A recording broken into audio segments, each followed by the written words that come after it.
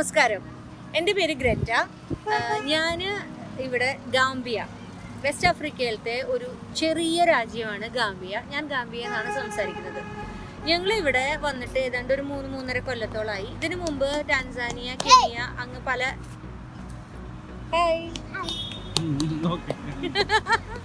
Okay പല രാജ്യങ്ങളും ഇതിനു മുമ്പ് ഞങ്ങൾ താമസിച്ചിട്ടുണ്ട്. അപ്പം ഇപ്പം കണ്ടില്ലേ, ഇതാണ് ഇവിടുത്തെ ആൾക്കാർ. ഭയങ്കര ഹാപ്പി ആൾക്കാരാണ്. ഒരു കൊച്ചു വന്ന് നമ്മളോട് ഹൈ പറഞ്ഞിട്ട് പോയി.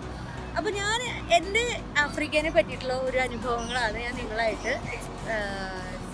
ഷെയർ ചെയ്യാൻ ഉദ്ദേശിക്കുന്നത്. ഒരു ശരാശരി മലയാളികൾക്ക് ആഫ്രിക്കനെ പറ്റിയിട്ടുള്ളൊരു ഉദ്ദേശം എന്താ? കറുത്ത ഭൂഖണ്ഡം എന്ന് പറഞ്ഞു കഴിഞ്ഞാൽ നമ്മുടെ എസ്.കെ. പൊറ്റക്കാടിൻ്റെ ഒരു പുസ്തകം കാപ്പിരികളുടെ നാട് ആണ് നമുക്ക് പണ്ടത്തെ ഒരു ഓർമ്മ. പിന്നെ സോഷ്യൽ മീഡിയയിലും യൂട്യൂബിലും ന്യൂസുകളിലൊക്കെ കാണുന്ന ഒരുപാട് കാര്യങ്ങളുണ്ട്.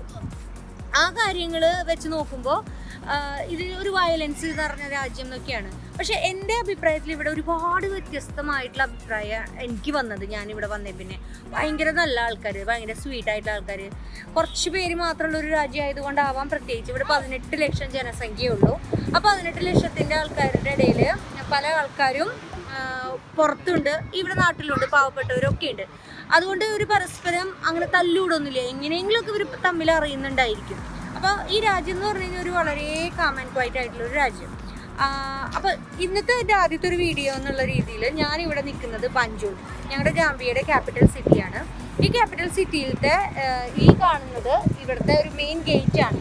അതായത് നമുക്ക് ഡൽഹിയിൽ ഇന്ത്യ ഗേറ്റ് ഉള്ള പോലെ ഇവിടുത്തെ ഒരു ഗേറ്റാണ് ഈ കാണുന്നത്. ഇവിടെ നിന്ന് അങ്ങോട്ട് പോകുന്നതാണ് ഇവിടുത്തെ ഇൻഡിപെൻഡൻസ് ഡ്രൈവ്.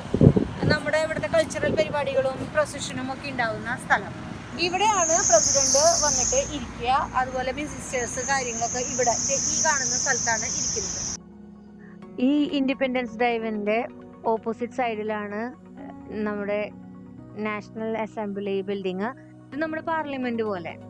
ഇവിടെയാണ് പ്രസിഡന്റും മിനിസ്റ്റേഴ്സൊക്കെ വന്ന് ഭരണം നടത്തുന്നത്. ഞാനിപ്പോൾ ഈ ഗാംബിയയിലത്തെ ഒരാളെ പോലെയാണ് ഇവിടെ ജീവിക്കുന്നത്. എല്ലാവർക്കും ഭയങ്കര ഒരു നമ്മൾ പുറമേ നിന്ന് വരുന്നവരെയൊക്കെ ഒരുപാട് ഇവർ വെൽക്കം ചെയ്യുന്ന ഒരാൾക്കാരാണ്. എന്നെ ഒരു വ്യത്യസ്തമായിട്ട് ഇവർ കണ്ടിട്ടില്ല ഇതുവരെ. ഈ കാണുന്ന ചുമരെഴുത്തുകൾ, അതിൽ ആഫ്രിക്കൻ കൾച്ചർ, അവരുടെ ജീവിത രീതികൾ എല്ലാം അവർ വരച്ച് കാണിക്കുന്നുണ്ട്. ഇതൊക്കെയാണ് ഇവിടുത്തെ ടൂറിസ്റ്റ് അട്രാക്ഷനുകൾ. പിന്നെ മാർക്കറ്റിൽ പോവാണെങ്കിലും ഇത് മെയിൻ മാർക്കറ്റാണ്.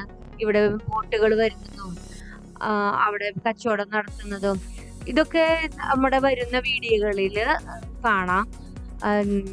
ഇവിടുത്തെ ആൾക്കാരുണ്ടല്ലോ വളരെയധികം കോപ്പറേറ്റ് ചെയ്യുന്നവരാണ്. എന്ത് കാര്യങ്ങളും നമുക്ക് എക്സ്പ്ലെയിൻ ചെയ്ത് തരും.